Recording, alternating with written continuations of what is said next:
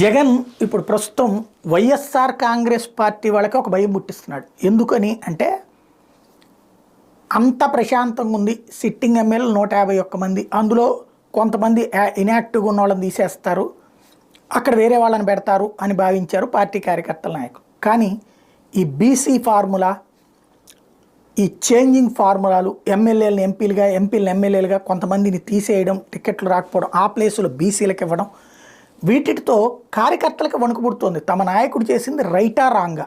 ఇంకో పక్కన తెలుగుదేశం జనసేన కలవడం, బీజేపీ కూడా కలుస్తుందంటాం, వాళ్ళందరూ ఒక పక్కన కలుస్తుంటే ఇక్కడ పొత్తు గురించి అయితే వీళ్ళు కూడా ఎవరు ఫీల్ అవ్వట్లే.